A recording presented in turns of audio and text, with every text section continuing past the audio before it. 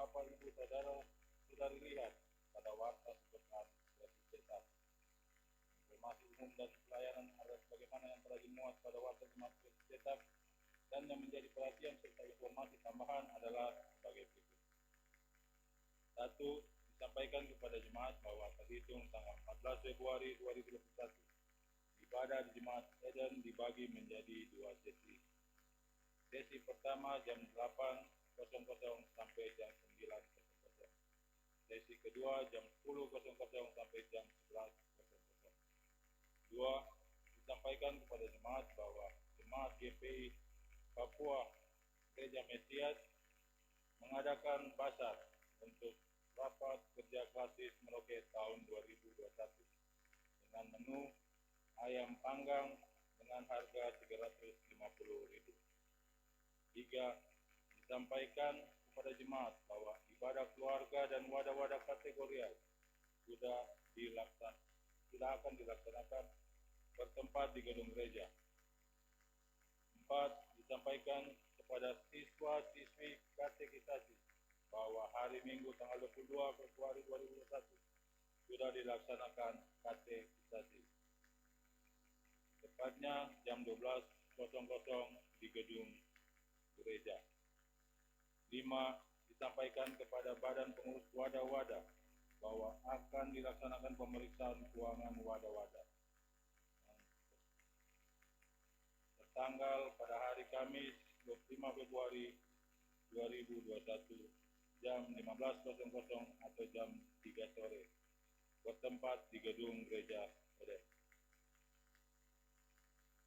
Ibadah saat ini akan dipimpin oleh Pendeta Miko Matuan Kota STH dengan menggunakan liturgi Minggu Sengsara kedua, lagu-lagu dari PKJ, pembacaan firman Tuhan terdapat dalam Matius 4 ayat 1 sampai 11. Demikian warta jemaat untuk saat ini. Atas perhatian Bapak, Ibu, Saudara-saudari jemaat, kami ucapkan terima kasih dan selamat beribadah.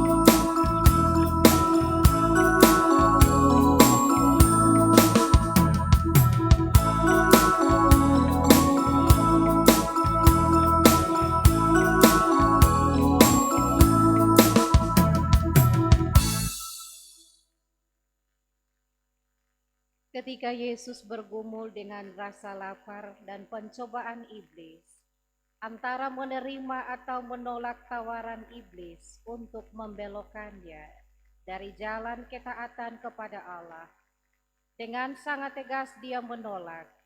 Enyalah iblis, sebab ada tertulis, engkau harus menyembah Tuhan Allahmu, dan hanya kepada Dia sajalah engkau berbakti. Penolakan Yesus menunjukkan keteguhan dan ketaatan kepada Bapanya.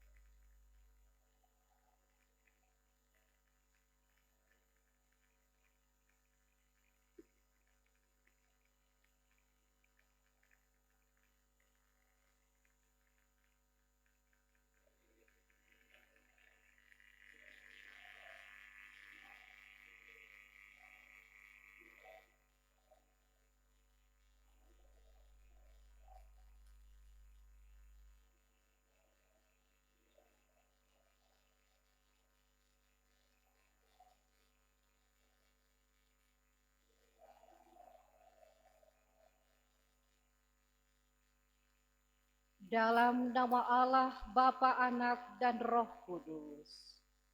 Damai sejahtera Allah menyertai saudara dalam ibadah Minggu Sengsara 2 di saat ini. Amin.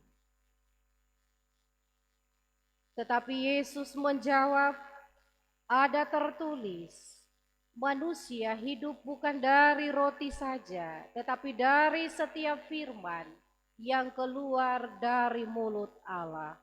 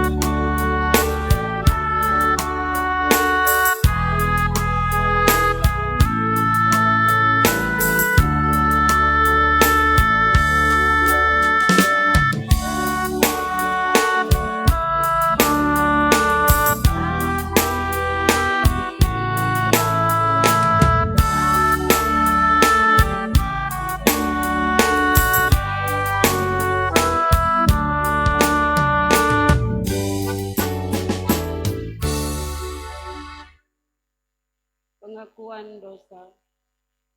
Jemaat yang diberkati Tuhan, marilah dengan rasa sesal dan malu kita tunduk mengakui segala kesalahan dan pelanggaran kita kepadanya.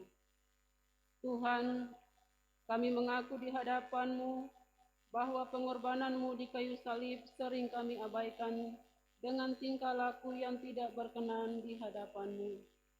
Dendam, kekhawatiran, ketidaktaatan, kekecewaan, putus asa masih mewarnai hidup kita. Bahkan ketika datang persoalan dalam hidup, kami mengeluh, berputus asa, bahkan menjauh dari Tuhan.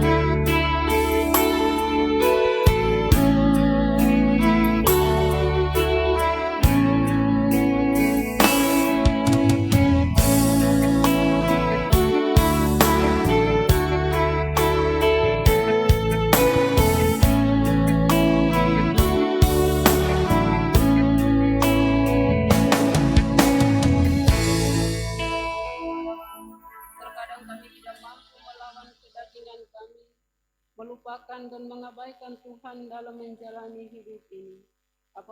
Apalagi bila diperhadapkan dengan persoalan. Kesombongan masih menjadi bagian kehidupan persekutuan kami. Kami selalu lupa untuk bersyukur. Kami tidak mau melayani, tapi lebih cenderung untuk dilayani. Padahal Yesus sendiri datang ke dunia dengan rupa sebagai hamba, bahkan menanggung hujatan dan ejekan dari banyak orang. Yesus rela menjalani penderitaan hidup sebagai manusia.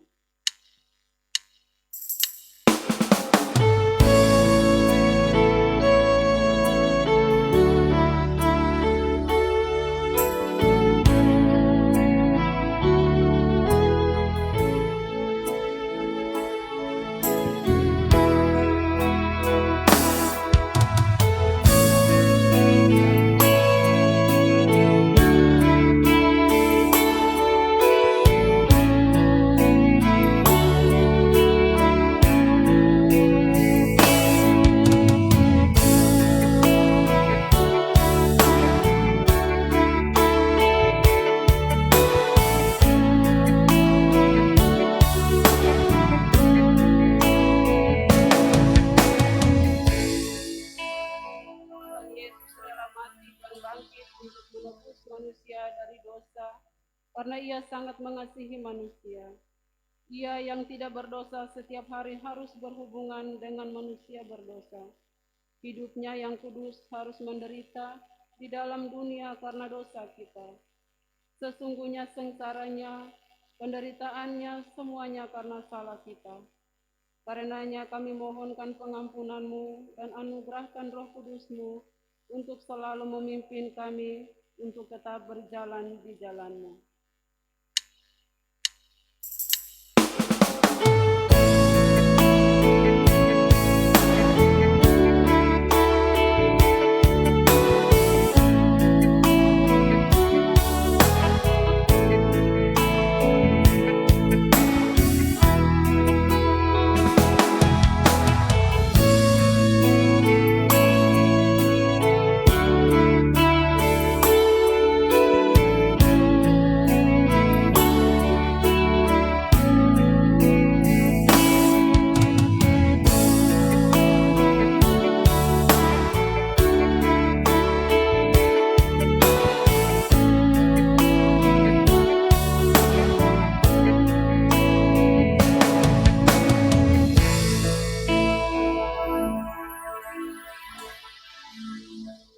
Bagi setiap kita yang mengakui dosa di hadapan Tuhan, dengarlah berita anugerah pengampunan dosa. Dia yang tidak mengenal dosa telah dibuatnya menjadi dosa karena kita, supaya dalam Dia kita dibenarkan oleh Allah.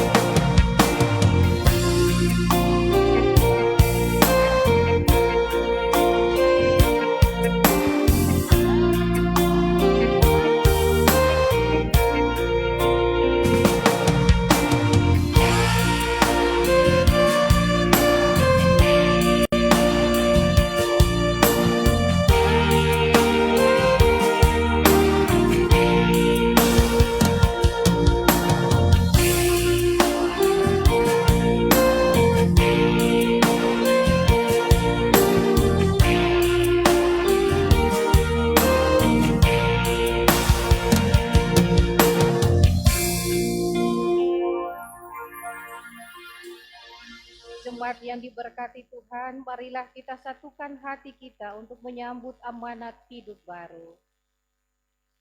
Tetapi harta ini kami punyai dalam bejana tanah liat, supaya nyata bahwa kekuatan yang melimpah-limpah itu berasal dari Allah, bukan dari diri kami.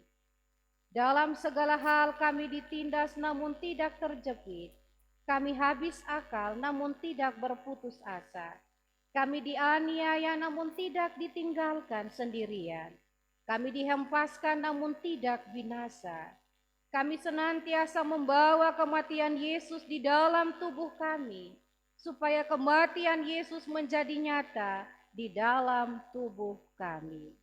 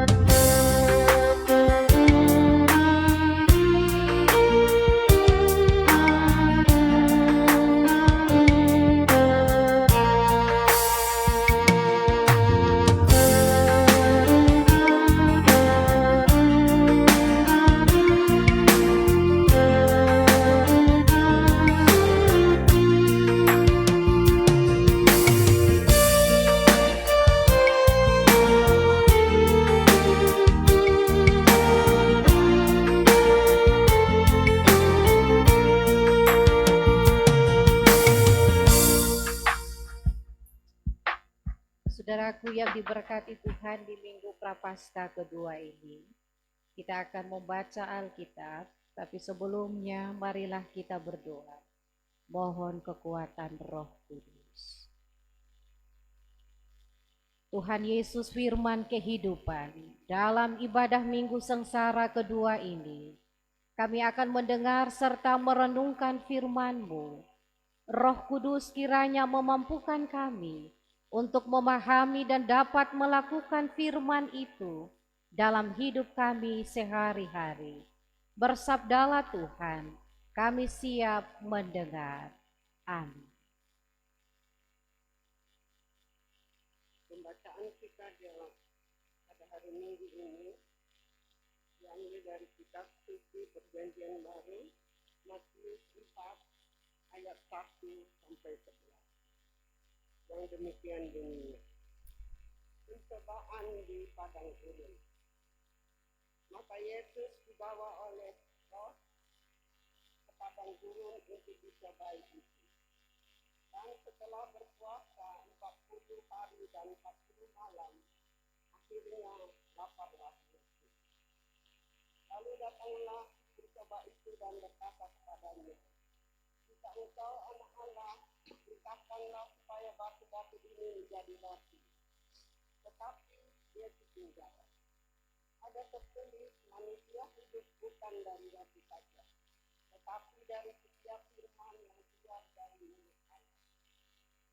Kemudian Yesus membawanya ke kota suci dan menetapkan dia hubungan dari Allah. Lalu berkata kepadanya, "Jika engkau anak Allah, lakukanlah ini kepada.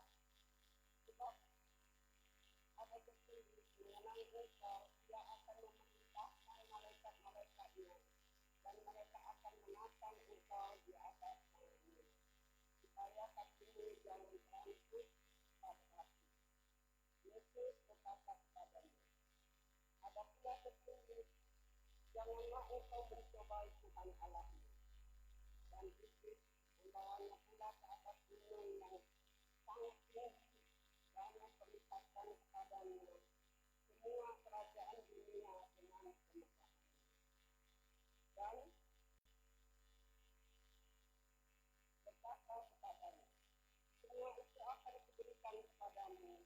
ketika engkau sujud mengingat maka berkatalah Yesus kepadanya, ingatlah iblis, sebab ada tertulis, engkau harus menyembah Tuhan Allahmu, dan hanya kepada Dia sajalah engkau berbakti.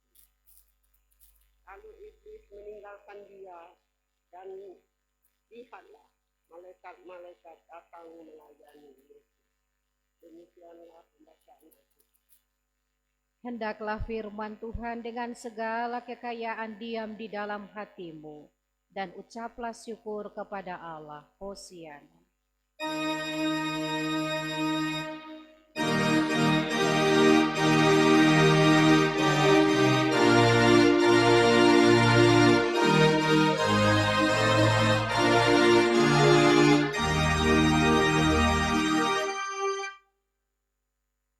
Shalom. Saudaraku yang Tuhan Yesus kasihi, hewan, tumbuhan, manusia adalah merupakan makhluk Tuhan yang diciptakan dalam dunia ini. Hewan, tumbuhan, dan manusia dalam kelangsungan hidup mereka membutuhkan tenaga. Lewat apa? Lewat asupan makanan yang merupakan kekuatan untuk mereka bisa bertahan hidup di dunia ini. Kalau kita tahu hewan mendapat makanan, misalkan ikan yang dipiara, diberikan oleh manusia. Kalau hewan atau binatang yang ada di hutan lebat bisa saling mangsa memangsa. Tapi juga tumbuhan yang ada bertumbuh membutuhkan air sebagai pertumbuhan dan perkembangan. Itulah asupan gizi, vitamin dari air untuk memberikan kesegaran, memberikan pertumbuhan yang baik bagi setiap tumbuhan. Sebab kalau tidak diberikan asupan nutrisi, vitamin dari air, maka dia akan menjadi layu. Dia tidak bertumbuh dengan baik. Demikian juga manusia. Ketika manusia itu juga tidak makan misalnya selama 2 atau 3 hari, pasti badan kita akan menjadi lemah. Tapi juga bisa mengakibatkan kematian di dalam kehidupan kita. Mengapa makanan sangat penting dalam kehidupan kita, saudaraku? Karena makanan itu adalah sumber tenaga bagi manusia dan juga bagi setiap makhluk lainnya, berfungsi untuk tadi pertumbuhannya. Jika makanan yang kita konsumsi, kita makan tiap hari itu kita makan dengan baik, terpenuhi semuanya dalam kehidupan tubuh jasmani kita, maka tubuh kita akan terlihat sehat, tubuh kita akan terlihat segar, bugar. Apa jadinya, saudaraku? Jika tubuh ini dia mengalami yang namanya kekurangan makanan, sudah dapat dipastikan tubuh ini akan lemah, tak berdaya. Kita akan menjadi orang-orang yang loyo, kurang semangat. Bahkan dapat membuat kita menjadi sakit, seperti gangguan pencernaan, ataupun juga asam lambung, karena tidak makan dengan baik. Tapi juga kekurangan gizi yang menyebabkan busung lapar bagi anak-anak kecil kalau mereka kurang diberikan makan. Tetapi juga demikian bagi mental kita, psikis kita terganggu oleh karena kita tidak bisa makan dengan baik. Kita akan mengalami yang namanya gangguan emosi, gangguan mental kita. sehingga dengan mudah kita akan cepat naik darah, ya, marah.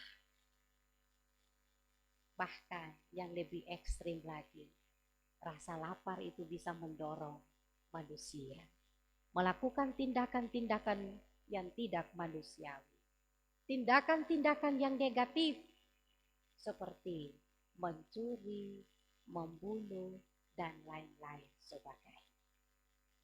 Rasa lapar, saudaraku, itu adalah manusiawi. Karena memang Tuhan telah menciptakan tubuh manusia ini secara unik untuk dapat mempertahankan kehidupan dan kelangsungan kita di dunia ini. Maka kita pun membutuhkan makanan. Tanpa makanan manusia mati kelaparan. Dan rasa lapar itu mengingatkan kita bahwa tubuh ini mengalami kerapuhan. Tubuh ini lemah oleh karena terdiri dari daging. Rapuhnya hidup manusia oleh karena mengalami yang namanya kelaparan. Karena tanpa makanan manusia tidak dapat melanjutkan kehidupan di dunia ini. Itulah sebabnya, saudaraku, dalam bacaan kita saat ini, Matius 4 ayat 1 sampai dengan 11, menceritakan kisah pencobaan yang dialami Tuhan Yesus di padang gurun. Tuhan Yesus, dia merasakan lapar dari sisi kemanusiaannya. Dia mau merasakan apa yang dirasakan juga oleh manusia ketika manusia itu lapar. Dia menjalani masa puasa 40 hari, 40 malam di padang gurun yang tandus dan gersang. Musim panas, manusianya akan muncul. Dia akan lapar dan haus. Tapi dia tetap bertahan menjalani berbagai cobaan selama 40 hari, 40 malam. Sehingga dia mau menjelaskan buat kita semua, penting bagi kita, bahwa dalam situasi kita sebagai manusia yang karena kerapuhan, kita lapar, tetapi kita juga harus berhati-hati karena lapar pun dapat menjebak kehidupan manusia untuk jatuh ke dalam dosa. Yesus ketika mengalami cobaan dari iblis, dia mengalahkan cobaan, godaan, tipuan, daya dari iblis. Padahal kita tahu bahwa Yesus adalah anak Allah. Ketika iblis bilang, jika engkau anak Allah, perintahkanlah batu-batu ini menjadi roti. Ini terlihat, saudaraku, bahwa Tuhan Yesus, dia tidak mendengar apa yang iblis katakan buat dia. Tuhan Yesus, dia tidak mengikuti perintah dari iblis. Iblis siapa? Dia tidak punya hak. Padahal iblis tahu itu anak Allah. Iblis coba-coba lagi anak Allah. Tuhan Yesus, dia hanya menjawab, ada tertulis, manusia hidup bukan dari roti saja, tetapi dari setiap firman yang keluar dari mulut Allah. Dia memperkatakan firman kebenaran, dan itulah kuasa firman yang dinyatakan untuk bisa mengalahkan rayuan, godaan, cobaan dari iblis. Iblis dia tidak tinggal diam. Ya. Ketika pertama kali dia kalah untuk mengalahkan iman dari Yesus. Saudaraku, kalau Tuhan Yesus saat itu dari sisi kealahannya, dia pasti bisa marah. Dia langsung bisa, hei iblis, saya perintahkan engkau saat ini, engkau juga akan mati. Karena saya adalah anak Allah. Saya berkuasa atas alam ciptaan dunia ini. Tapi tidak demikian. Dia menghormati kekuasaan Allah Bapa di sorga. Dan dia tetap mentaati kehendak Allah Bapa di sorga untuk dia harus melewati semua cobaan sebelum dia memulai pelayanan karyanya bersama dengan para pengikut para rasul. Kemudian iblis dia bawa Tuhan Yesus ke kota suci, menempatkan dia di bumbungan bait Allah. Lalu kemudian dia berkata, jika engkau anak Allah, jatuhkanlah dirimu ke bawah, sebab ada tertulis mengenai engkau, dan seterusnya. Yesus berkata kembali kepadanya. Ya. Yesus tidak kalah strategi dari iblis. Ya. Yesus juga siap kuda-kuda untuk bisa melawan. Tidak tahu trik apapun yang harus digunakan iblis untuk bisa melumpuhkan ya, kekuatan dari Yesus. Ini sebenarnya apa? Kemudian Yesus kembali menjawab, janganlah engkau mencobai Tuhan Allahmu. Dan iblis membawanya pula ke atas gunung yang tinggi dan memperlihatkan kepadanya semua kerajaan dunia. Dan berkata, semua ini kuberikan kepadamu jika engkau sujud menyembah aku. Maka pada akhirnya Yesus kemudian dengan kuasanya, dia berkata pada akhirnya, hanyalah iblis, sebab ada tertulis, engkau harus menyembah Tuhan Allah. Dan hanya kepada dia sajalah engkau berbakti. Lalu iblis meninggalkan dia. Dan dia tidak lagi mengganggu, mencoba Yesus. Iblis kalah. Kekuatan firman Allah sangat dahsyat. Kekuatan firman Allah sangat ampuh untuk bisa mengalahkan segala godaan-godaan iblis. Segala tawaran-tawaran dunia. Dan ini menunjukkan bahwa Yesus dimuliakan. Yesus dijunjung. Dan Yesus disanjung. Yesus tidak kalah telak dengan tipuan dan rayuan iblis. Sehingga ketika dia menang di dalam peperangan itu, cobaan itu, maka pengalamannya itu mengajarkan kepada kita bahwa jangan pernah kita menggantungkan hidup pemberian Tuhan pada hal-hal yang bersifat sementara. Jangan memaksa Tuhan untuk menolong kita menurut cara dan waktu kita. Dan kita tahu bahwa tadi Tuhan Yesus dia membalas iblis dengan memposisikan dirinya sebagai manusia. Dia lebih menonjolkan sisi manusia daripada sisi anak Allah. Ini mengajarkan kita bahwa kita rela untuk merendahkan diri kita. Godaan untuk jatuh ke dalam dosa kesombongan menjadi sangat kecil ketika kita kalahkan itu dengan kekuatan kuasa firman. Tuhan Yesus tidak mencari-cari penghormatan bagi dirinya. Ya. Dia memang sudah dihormati oleh karena kemuliaan. Mengalami pencobaan itu, maka itu merupakan kunci kemenangan daripada Yesus. Ada pada fokusnya pada firman Tuhan, dan dia berhasil dalam pergumulannya. Sungguh luar biasa, 40 hari 40 malam Yesus bergumul, Yesus berjuang dengan cobaan yang begitu berat. Ini merupakan inspirasi bagi kita untuk berjaga-jaga dan berdoa supaya jangan jatuh dalam pencobaan.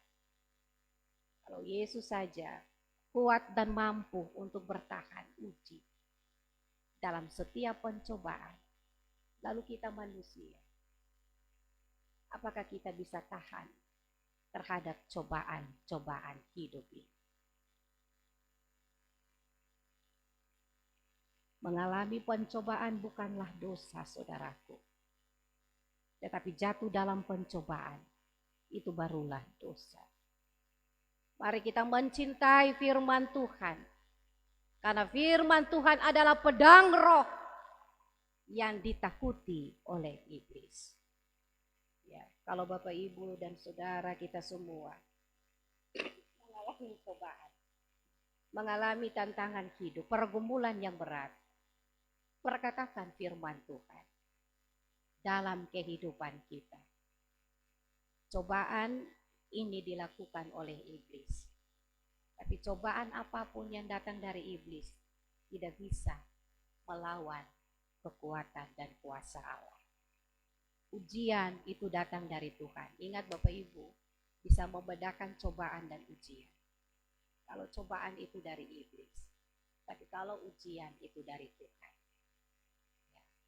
Karena kalau cobaan kita tidak mampu untuk bertahan dalam cobaan, kita bisa jatuh dalam dosa. Tapi kalau ujian yang diberikan Tuhan pada kita, apakah kita bertahan dalam menghadapi ujian yang Tuhan berikan? Kita harus menjadi pemenang-pemenang di dalam Yesus dengan fokus kepada firman Tuhan. Iblis dia akan kalah, saudaraku. Berserah kepada Tuhan, bukan saja roti yang merupakan sumber memberi tenaga dari sisi jasmani. Yesus adalah merupakan roti kehidupan yang akan memberikan pemeliharaan keselamatan bagi kita. Jangan mudah terpengaruh dengan tipu daya iblis dengan cara apapun yang dia gunakan untuk melemahkan iman kita. Ketika kita mengalami kekurangan dalam kehidupan kita, percayalah bahwa Tuhan sumber berkat. Dia akan selalu menyediakan berkat-berkat di dalam kehidupan kita. Kita tidak akan pernah berkekurangan. Sehingga ketika kita melaksanakan tugas tanggung jawab pekerjaan, pelayanan kita semua dalam situasi yang sulit ini, kita tetap bertahan menghadapi ujian yang Tuhan beri bagi kita. Iblis pakai cara situasi seperti ini untuk bisa menggoda orang-orang Kristen. Sehingga kita bisa masuk di dalam perangkapnya. Dan kita bisa menjadi orang-orang yang lemah, rapuh, oleh karena tidak bisa bertahan hidup karena mudah untuk dicobai. Saudaraku, mari dalam minggu sengsara yang kedua ini kita belajar menghayati derita Kristus. Dalam penderitaannya ia tetap menjadi teladan dan contoh bagi kita. Ketika dia berani menolak bujukan dari iblis yang paling sangat jahat.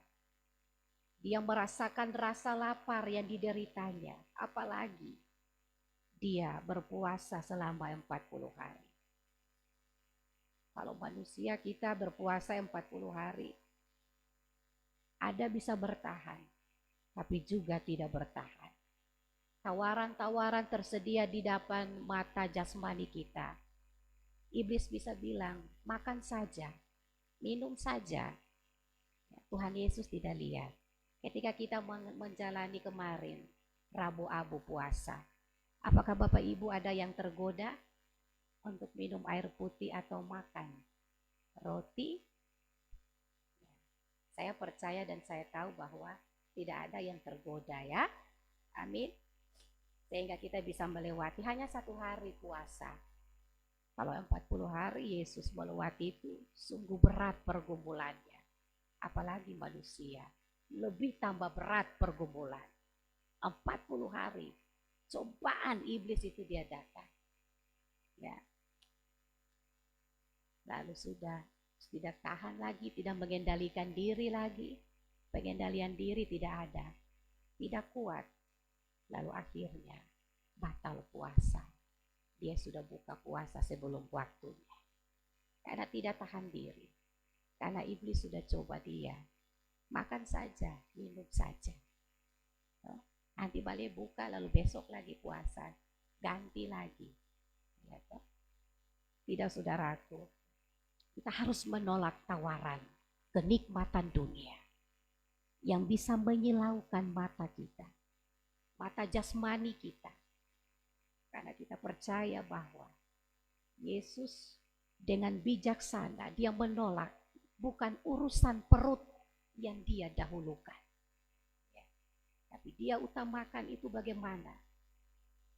Iman harus tetap kuat, taat terhadap kehendak Allah Bapa di sorga.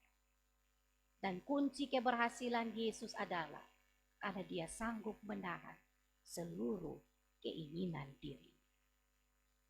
Yesus mengajarkan kita untuk harus pengendalian diri terhadap tawaran-tawaran dunia yang bisa menggoda kita jatuh di dalam dosa.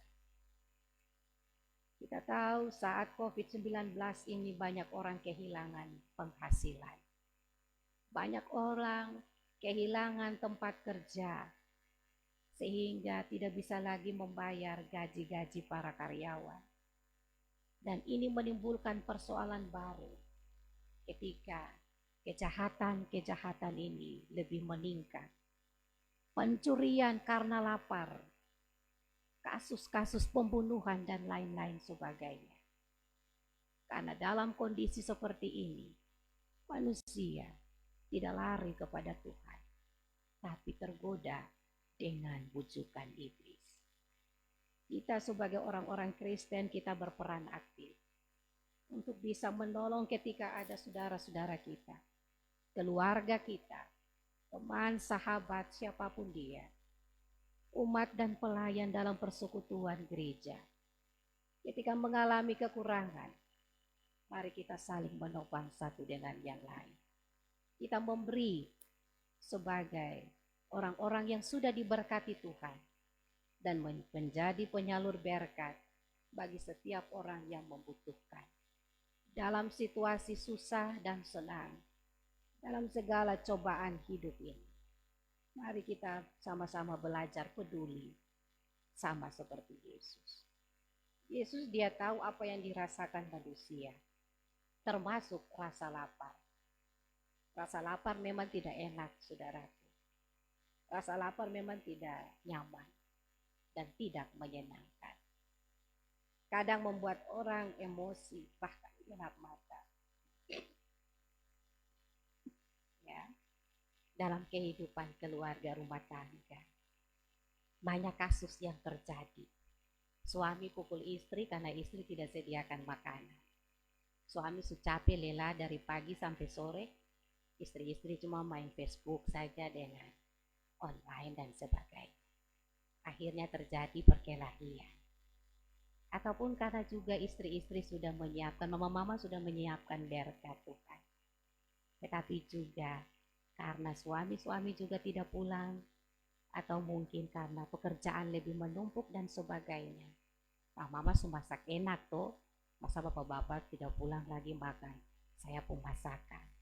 Ya toh, nanti kalau tidak masak, bapak emosi marah lagi. Ya toh, lalu saling mempersalahkan satu dengan yang lain. Mari saudaraku, bukan urusan perut yang harus kita utamakan, tetapi marilah kita serahkan semua kekhawatiran hidup ini. Kita tidak akan haus dan kita tidak akan lapar, karena lewat firman Tuhan kita akan tetap dikuatkan lewat makanan rohani, lewat roti hidup yaitu Yesus yang adalah roti kehidupan, dan Yesus adalah sumber air kehidupan. Ya, kalau orang Kupang bilang sumber air sudekat, jadi sumber air sudekat Tuhan Yesus itu selalu dekat, dan dia air kehidupan. Kita tidak akan mati sia-sia. Ya, dan karena itu mari di dalam menyikapi situasi dan kondisi ini, pengendalian diri sangat dibutuhkan dalam diri kita semua untuk mencapai kemenangan hidup. Menjadi orang-orang yang tetap menyerahkan segala beban hidup kita, kekurangan kita, keletihan kita, kelemahan fisik kita, kerapuhan kita serahkan kepada Tuhan Sang Pemberi berkat, pemelihara hidup ini. Bukan iblis, dia yang menyelamatkan hidup kita, tetapi Tuhan yang akan menyelamatkan kehidupan kita dari segala tantangan cobaan, dari segala persoalan hidup yang kita semua jalani saat ini. Kita bergumul sampai kita tidak tahu tahun berapa virus corona ini tetap dia berakhir. Tapi kita percaya bahwa dia akan berlalu dengan kekuatan dan kuasa Tuhan. Kita tetap ada dalam persekutuan dengan Tuhan. Kita tetap membawa seluruh pergumulan-pergumulan hidup pribadi, keluarga, rumah tangga, dan cobaan. Kita terus mencari Tuhan, supaya Tuhan tetap ada menyertai kehidupan kita semua. Selamat menghayati Minggu Prapaskah kedua di saat ini.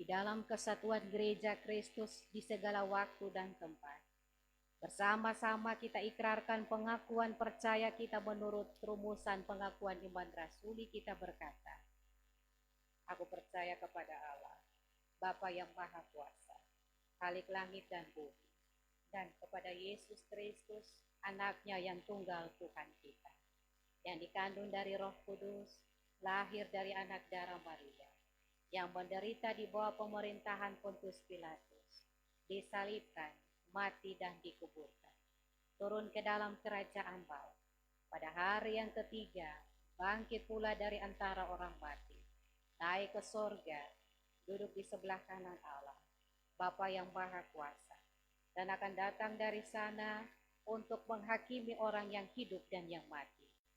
Aku percaya kepada Roh Kudus, gereja yang kudus dan am, persekutuan orang kudus, pengampunan dosa, kebangkitan daging, dan hidup yang kekal.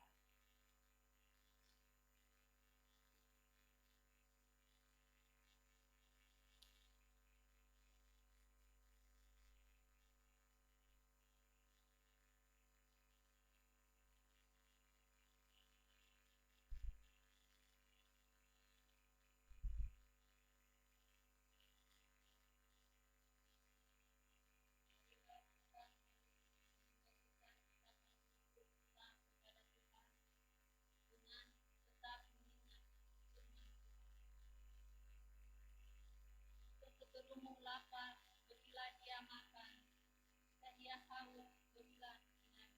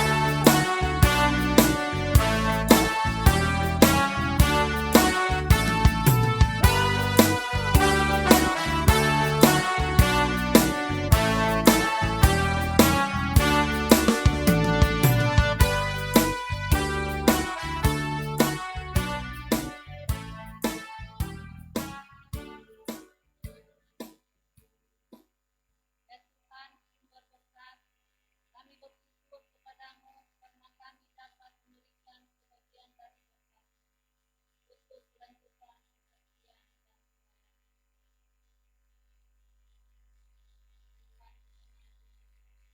berkatilah hidup kami selanjutnya agar menjadi persembahan yang kudus dan suci.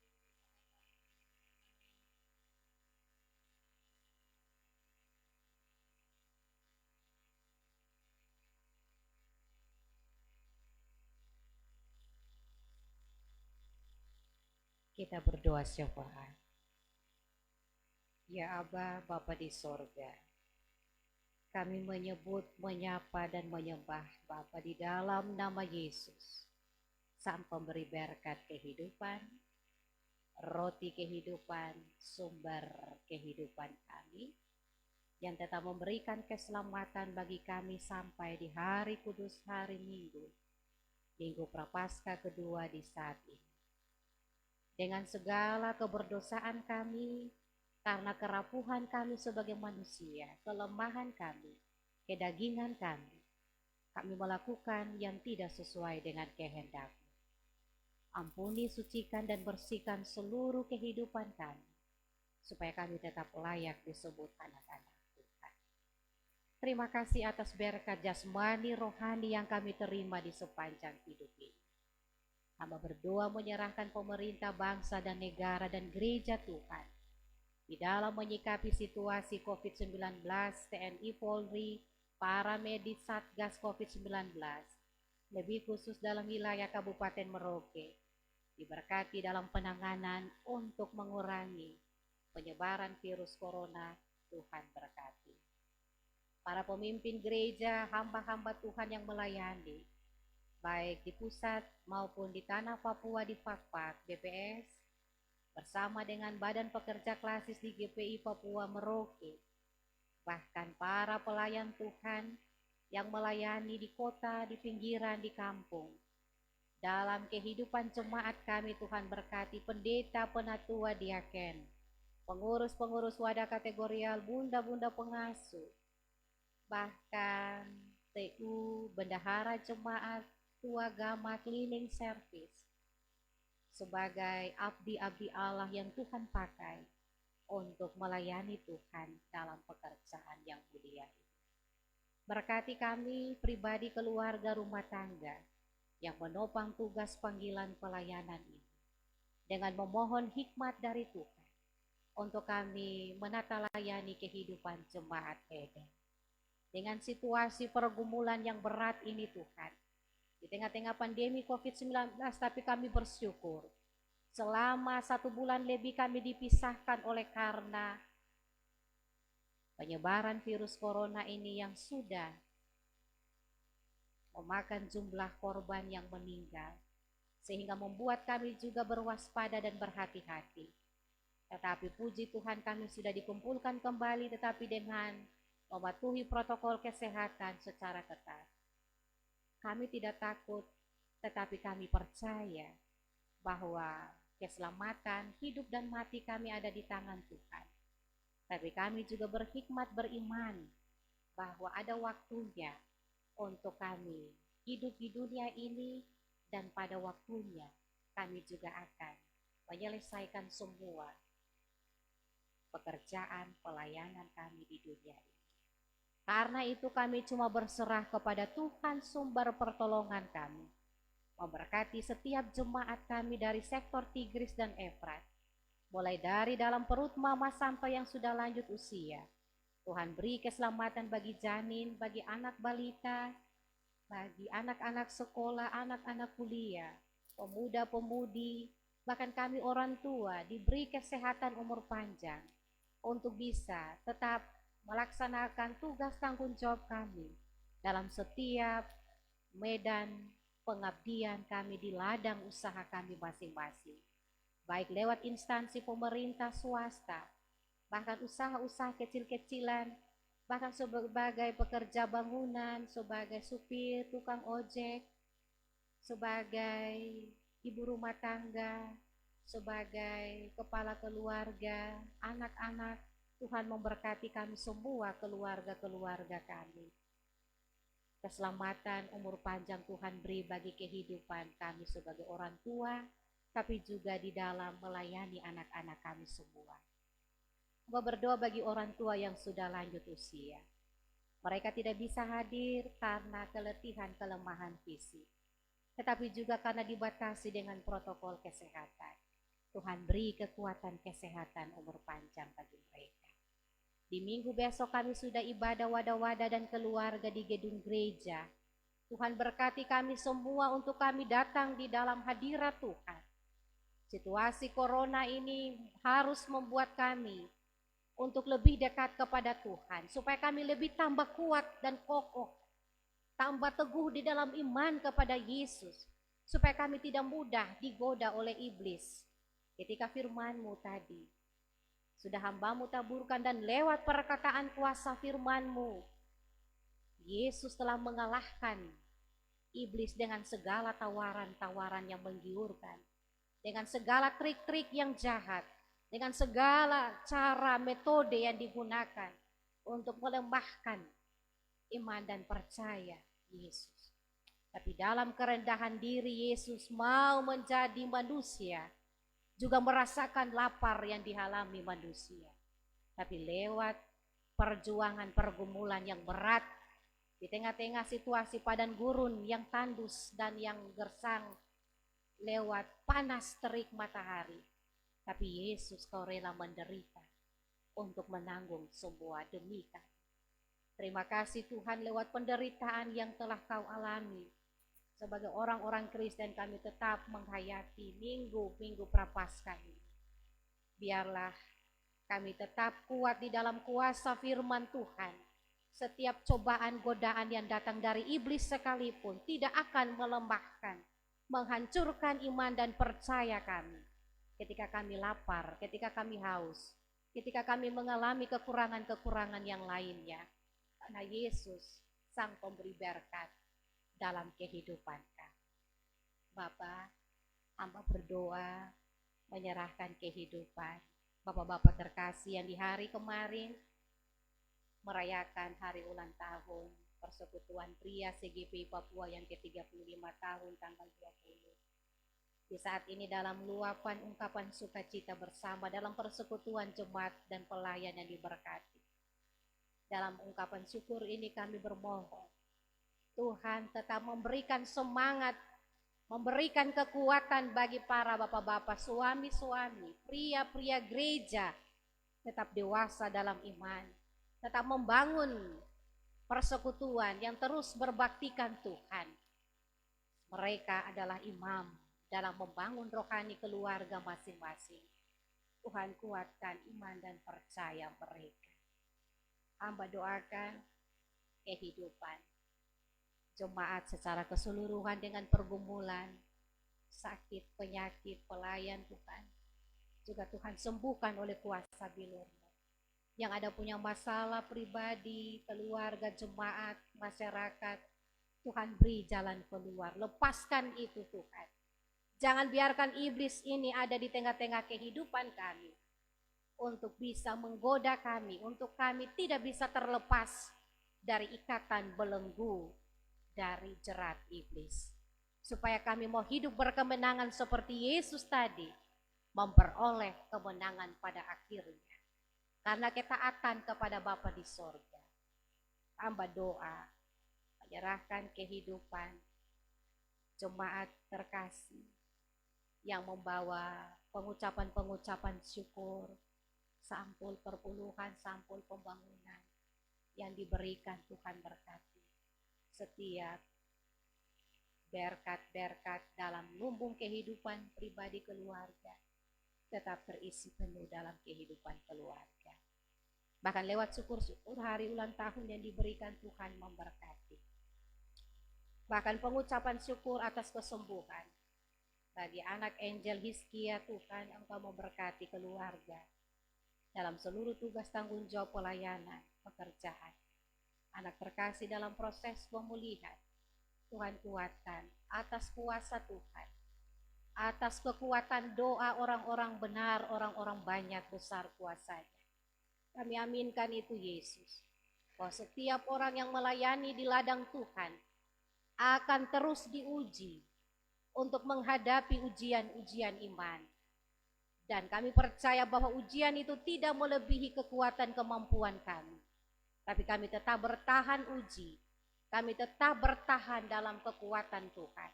Supaya kami lebih peka, lebih dewasa dan bijak menyikapi masalah hidup ini. Kami sadari sungguh bahwa kami semua banyak yang tidak bisa lulus dari kehidupan ini. Sekolah hidup ini paling susah. Tetapi kembali kepada kehidupan kami yang terus merendahkan diri, merendahkan hati. Biarlah kami mau menjadi bejana-bejana yang harus dibentuk dan terus dibentuk menjadi bejana tanah liat yang kuat, yang tidak mengalami keretakan apapun. Hamba doakan kehidupan jemaat yang ada di saat ini. Tuhan memberkati Bapak Ibu, anak-anak, para pelayan, pendukung liturgis, tim multimedia, Tante Ria, pemain orgen, para pelayan, diberkati dengan semua talenta karunia untuk kemuliaan nama Yesus. Tuhan ada bersama kami di minggu sepekan ini. Dalam syukur ulang tahun bagi 15 anak Tuhan dalam minggu ini, dan 3 pasangan keluarga yang menerima 1 tahun usia pernikahan. Diberkati bagi usia pertambahan kelahiran dengan berkat umur panjang. Bahkan juga dalam kehidupan pernikahan mereka, bagi ketiga pasangan keluarga diberkati dengan berkat rumah tangga. Kristus sebagai kepala keluarga Kristen. Bapa, jangan tinggalkan kami sendiri menjalani hidup ini. Kami meminta pertolongan Tuhan untuk kami berjalan di minggu ini dengan pertolongan Tuhan. Dijauhkan dari segala susah mara bahaya, kecelakaan sampai kepada maut kematian, ataupun juga dari COVID-19, kuasa di luar kuasa Tuhan. Kami percaya keselamatan ada di tangan kanan Tuhan. Kami akan berdoa Bapa kami. Bapa kami ada di surga, dikuduskanlah namamu, datanglah kerajaanmu, jadilah kehendakmu di bumi seperti di surga. Berikanlah kami pada hari ini makanan kami yang secukupnya. Ampunilah kami akan kesalahan, seperti kami juga mengampuni orang bersalah pada kami. Dan janganlah membawa kami ke dalam pencobaan, tapi lepaskanlah kami daripada yang jahat. Karena Engkau yang punya kerajaan dan kuasa dan kemuliaan sampai selama-lamanya. Amin.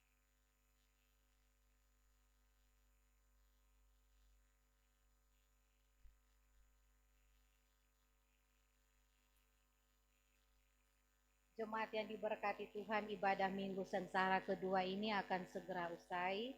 Karena itu pergilah dengan sukacita dan berkaryalah demi untuk kemuliaan nama Tuhan.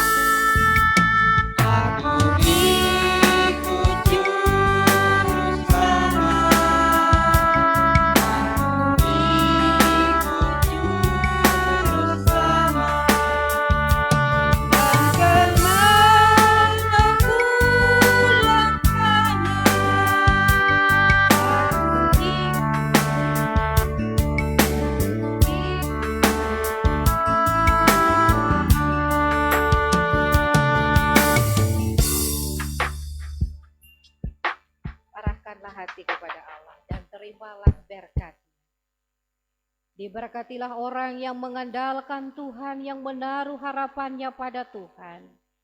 Ia akan seperti pohon yang ditanam di tepi air, yang merambatkan akar-akarnya ke tepi batang air, dan yang tidak mengalami datangnya panas terik, yang daunnya tetap hijau, yang tidak khawatir dalam tahun kering, dan yang tidak berhenti menghasilkan buah.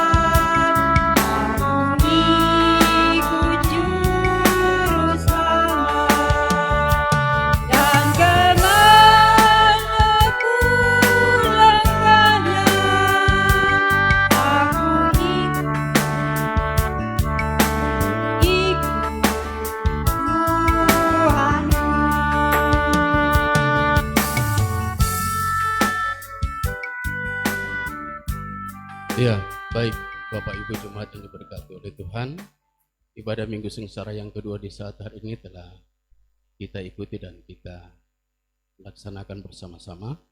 Untuk itu atas nama Majelis Jemaat mengucapkan terima kasih bagi jemaat yang hadir di dalam gedung gereja ini. Juga kami berterima kasih kepada jemaat yang mengikuti ibadah ini lewat web streaming. Informasi bagi kita semua, diingatkan kembali bahwa ibadah keluarga hari Selasa telah dibuka di dalam gedung gereja pada jam 5. Untuk itu diharapkan bagi jemaat bisa dapat mengambil bagian. Juga di dalam ibadah kategorial, ibadah wadah-wadah masih tetap disatukan pada hari Jumat jam 5 sore. Itu informasi yang kami sampaikan. Atas nama Majelis Jemaat lagi mengucapkan terima kasih. Selamat hari Minggu, selamat menikmati berkat-berkat Tuhan di saat hari ini. Tuhan Yesus memberkati kita semua. Salam.